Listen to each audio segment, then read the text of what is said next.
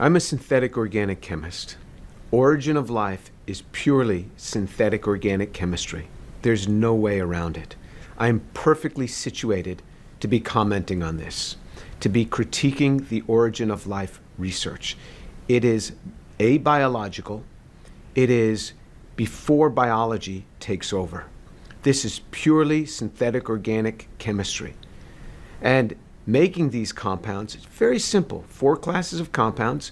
You have to make them from what's available on a presumed prebiotic earth. And so the chemistry is not hard for a synthetic organic chemist to follow, and any trained synthetic organic chemist can follow me on this. And I've never seen a synthetic organic chemist disagree with me on this. In fact, the people that might disagree with me are biologists because they've never made anything. The only thing they may have made is they buy a kit and they make it, which is made by chemists, but they've never made anything ab initio.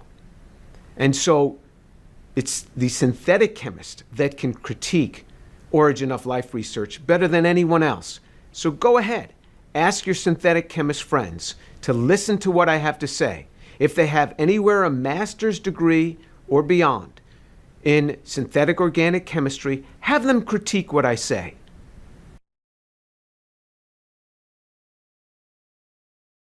We do not know how to build even a simple bacterium. The simplest bacterium with its 256 protein coding genes, we have no idea how to build it. First of all, we don't know how to build the molecules, the 4 classes of molecules that are needed for it. We don't know how to, even if we had those 4 classes of molecules, assemble them even into the simplest of bacteriums. We don't know how to do that. One can do that with the technologies we have today. We can make technologies, but we can't even make the simplest bacterium. Anybody who would say something contrary does not know what they are talking about. Show me the demonstration. Nobody has ever done it. And it's not because of lack of effort. It's not because of lack of will. First of all, they haven't been able to get the molecules to do this. And if they could make the molecules, even if we were to give them the molecules, they wouldn't have the information. There would be no inherent information in the DNA. But even if we gave them the DNA in the structure that they wanted, they wouldn't know how to put all the components together because of the sophistication within a cell. The interactomes, meaning that the interacting connectivity between the molecules, the van der Waals interactions, all of these have to be in the right place and in the right order for a cell to function. We don't even know how to define life, let alone knowing how to spark it to begin.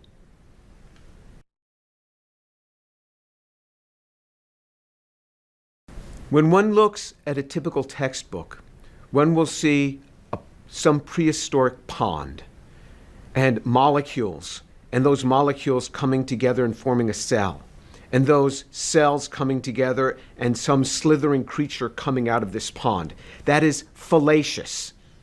There is no truth in that. We don't even know how to make the molecules. We are lost on how to do this. We can't even make the basic building blocks. But even if we could, from prebiotic type environment to make these, with all the intellect that we put into this, even if we could make them, we have no idea how to assemble them. You say, well, we can make the liposome, the cell membrane. We cannot. There's over 40,000 lipids have been identified in cell membranes. You want to take some simple ones? It's not just individual lipid membranes. You have to have the inside and the outside of the membrane have to be different. You have to have this huge array of proteins, that transmembrane proteins, and you have to have carbohydrates on the surface as identifiers. Even in the simplest bacterium, we have no idea how to put the structure together. It's not there. So not only do we not know how to make the basic components, we do not know how to build the structure even if we were given the basic components. So the Gedanken experiment is this: even if I gave you all the components, even if I gave you all the amino acids, all the protein structures from those amino acids that you wanted, all the lipids in the purity that you wanted, the DNA, the RNA, even in the sequence that you wanted, so I'm even giving you the code. And so now I say, and all the nucleic acids, can you now assemble a cell here in your individual bodies, not in your individual laboratories, not in a prebiotic cesspool, but in your nice laboratory? And the answer is a resounding no. And if anybody claims otherwise, they do not know this area.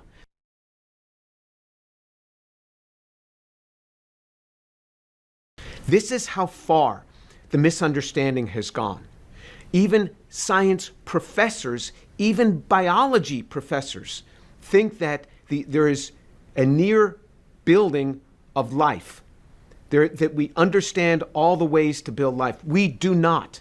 Not only have none of the molecules been made ab initio under prebiotic-like conditions to make the homochiral molecules that are made. Remember, we need 4 classes of molecules. We need the nucleic acids, and then the homochiral systems that for the amino acids, which then need to be built up into protein structures. We need the carbohydrates, which have to be built up into the polycarbohydrate structures. And then we need the lipids, which also are chiral. All of these we need in homochiral form. We don't know how to do this in any prebiotic type scenario at all. These have not been made. And then to assemble these into a cell, it's never been done. So there's a gross misunderstanding. And this misunderstanding has come because of the projections of those who work in the area of origin of life. They do one little thing and then they extrapolate it, and then they work with the press to ramp it up even more, and they project as if they really know it. And so the layperson reads this and says, you see, scientists understand. And then it's not just the layperson. Scientists think that other scientists understand all of this, but they do not. There's a great negative outcome of this beyond just leading the audience, leading the general public astray. What happens ultimately is you end up with 100 million people in the United States that no longer believe this.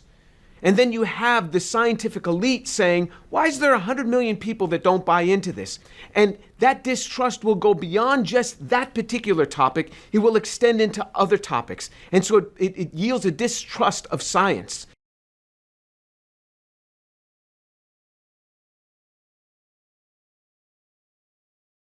Some people argue that since there's been hundreds of millions of years available, the probability that there's the chance that these things could happen in hundreds of millions of years. But that's not true. Time actually can be an enemy when it comes to organic synthesis. Prebiotic synthesis is before biology. So one has to make chemicals. Many of the chemicals that need to be made for life are kinetic products, meaning that they're not the most thermodynamically stable form. For example, carbohydrates, which is the main class of compounds. These are the units that hook together DNA. These are the units that have identifying aspects on cell structure. These are the units that the cell is going to need for the energy of life. Carbohydrates are kinetic products, meaning that if they should form, they would decompose. They decompose over time. And relatively short amounts of time, they decompose. The very reactions that make them, unless somebody is there to pull them out, to fish them out, to stop the process, and to put them in a bottle under inert conditions in a freezer, and not just one, there's many, many different types you have to do this, they end up going through a process of what's referred to as caramelization, meaning that they polymerize. They polymerize. The very aldol reactions that were used to make them just continue. And you get polyaldols, you get polycondensation reactions, and they caramelize. Or they undergo, with formaldehyde, which is a presumed prebiotic chemical, they undergo rapid Cannizzaro reactions. So the aldehyde is oxidized to formic acid, and this nice carbohydrate that you made has just been reduced. So the aldehyde from the carbohydrate has gone back to an alcohol. So there's competing reactions. So time does not solve the issue. The other problem is if you had 400 million years to get to a certain point in a synthesis of a particular class of compounds, now you run out of material. Anytime you do synthesis, you run out of material, even when you've optimized the yields, and you got to go back to the beginning. Well, say it took you 400 million years to get to a certain point on a synthesis. Now you have to go back and make more. But how do you go back and make more? because nature never kept a laboratory notebook, never doesn't know how to go back, never kept a record. So even if it could make more, it doesn't know how to, so it's got to start all over again somehow. But it doesn't know how to start over again, doesn't know why to start over again, because it doesn't know what it's going toward. So if you look at it, people have been trying for a long time. If we just take Miller-Urey as the first example, where Miller and Urey took some basic chemicals that are presumed on a prebiotic earth, hydrogen cyanide, formaldehyde, and CO2, and they put those across a high voltage, simulating lightning, you can get some racemic amino acids out of those. But those racemic amino acids were racemic. Okay, that was in 1952. That was 2/3 of a century ago. What has happened in 2/3 of a century since Miller-Urey in other fields? Well, we've had human space flight. We have satellite connectivity. We have the internet. We have the entire silicon era of microchips, and we have computer technology. We have all of this.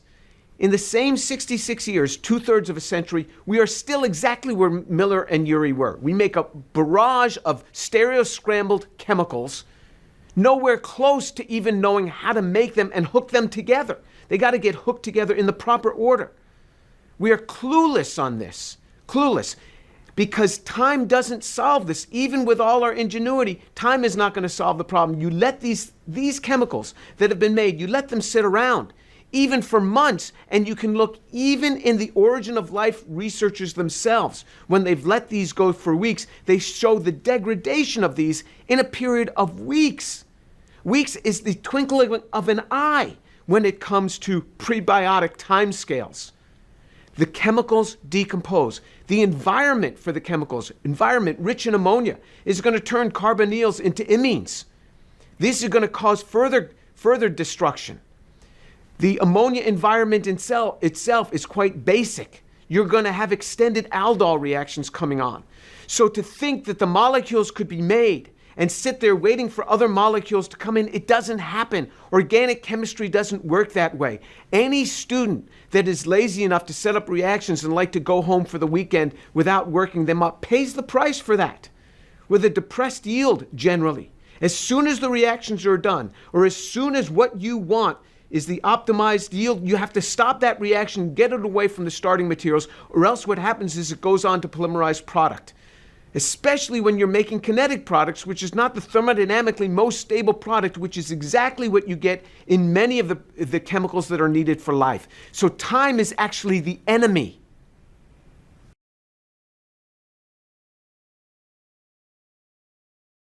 There have been many people that have tried in origin of life research to make the chemical building blocks for life. The vast majority of the chemical building blocks are chiral, which means that they have a non-superimposable mirror image, just like our hands. The left hand and the right hand are non-superimposable mirror images. They're mirror images, but they can't be superimposed, and that's why a left-handed glove doesn't fit on the right hand. The vast majority of biological molecules are handed like that.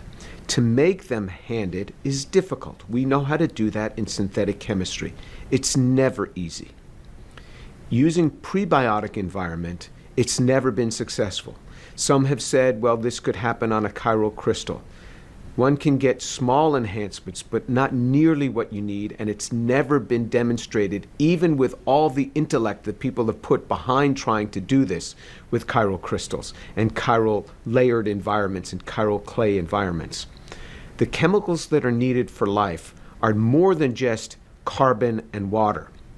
The structures that are needed, one needs the amino acids. The amino acids then have to hook together to form proteins. It's not easy to get amino acids to hook together.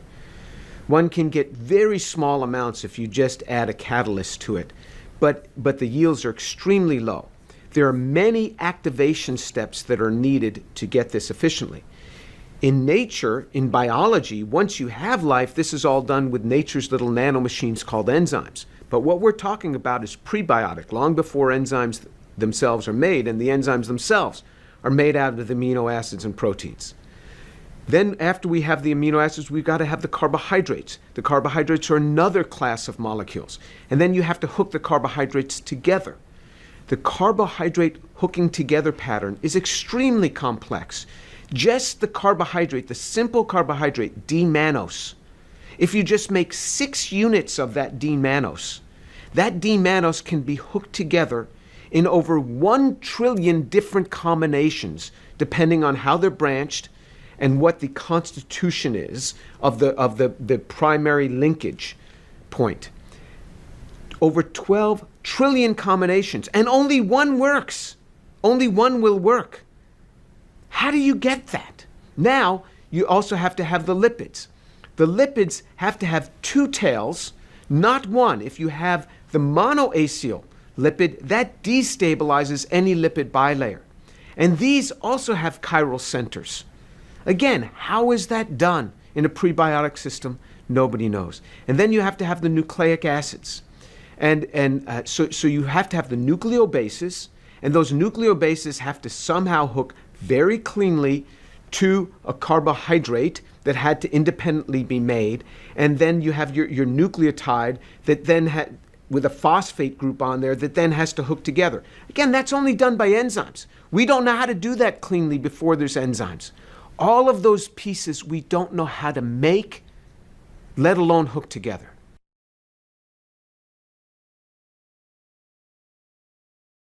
Some might suggest that there are certain laws that we don't yet know, undefined laws, that would dictate the origin of first life. It's very hard to comment on something that we don't know anything about.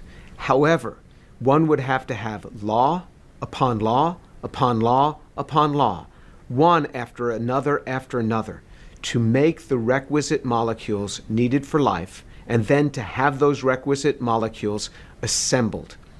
Because even if one had the molecules, which is very hard to do, how do you do the assembly? We don't know how to do that. Now, if there's some law to do this, remember, just the interactome, just the protein-protein interactions within a single yeast cell, the 3,000 proteins, it's 10 to the 79 billion power on the possible combinations of just the interactome.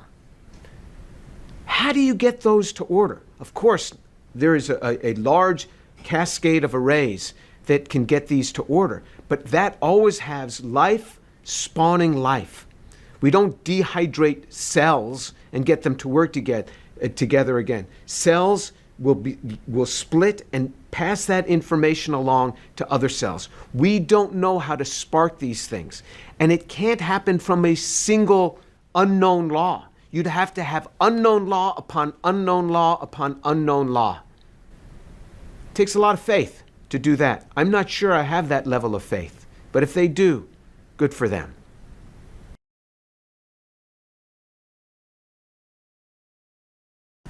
Every year we understand more about the complexity, so we are more befuddled now than we were in 1952. Because we found that this is not just a massive protoplasm, highly complex environment. So when a cell wants to move material from point A to point B, it's a factory. You go to a factory, what do you see? You see these overhead carriers carrying machined parts from point A to point B. That's exactly what happens in a cell. You want to carry material from point A to point B, a microtubule will form between point A and point B. And then materials will transfer across that. But then what happens is that microtubule then dissolves and then is reconstructed somewhere else where you need other material transferred between any other 2 points. Why does a cell go through this? Because if it kept all of those microtubules in place, it would become too rigid and it couldn't function, and it would run out of the building blocks to build more microtubules. So it has the ability to morph its structure of its factory on the fly, something we don't even know how to do. The complexity of this is so grand. And the complexity becomes more and greater every day when we start understanding the complexity of the interactome, which is not merely protein-protein. You have protein-DNA interactions, the interactomes between these, the van der Waals interactions between the non-covalent bonds, just the way these two interact. And information is passed through these non-covalent interactions. Information is passed through something that physicists call virtual photons. The complexity is so great, and it gets harder every year. So in many ways, we're getting further from understanding origin of life every year once we understand the greater complexity of the cell.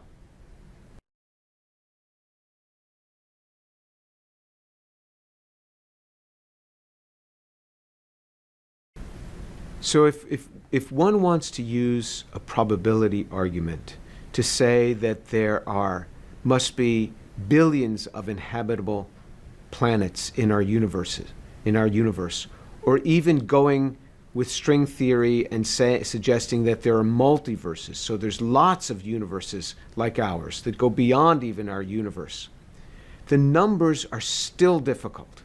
So remember, just the protein interactions in a single yeast cell are 10 to the 79 billion combinations. The number of elemental particles in the universe is 10 to the 90. We got 10 to the 90 elemental particles in our universe, let alone planets. Particles in our universe the estimate is 10 to the 90. I'm talking, so that's a 1 with 90 zeros after it.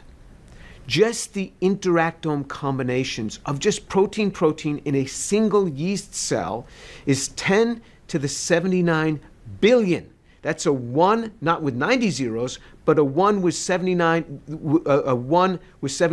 billion zeros after it. These are the types of numbers we're talking about. It's hard to fathom.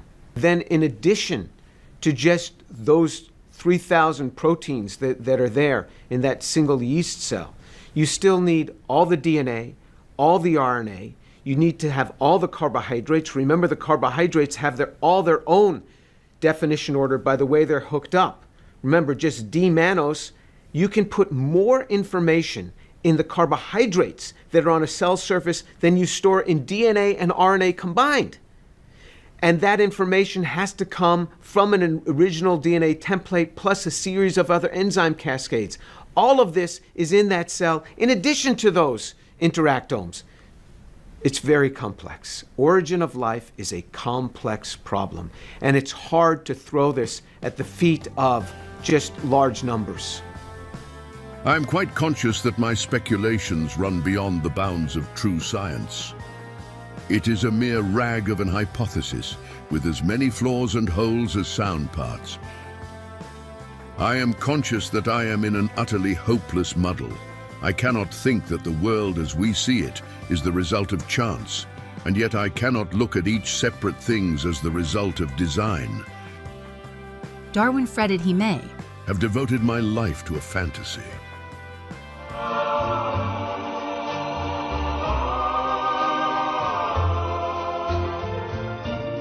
Who made the mountains? Who made the trees? Who made the rivers flow to the sea? Then who sends the rain when the earth is dry? Somebody bigger than you and I. Who made the flowers to bloom in the spring? Who made the song for the robins to sing? Then who hung the moon in the starry sky? Somebody bigger than you and I. He lights the way when the road is long. He keeps you company, and with his love to guide you, he walks beside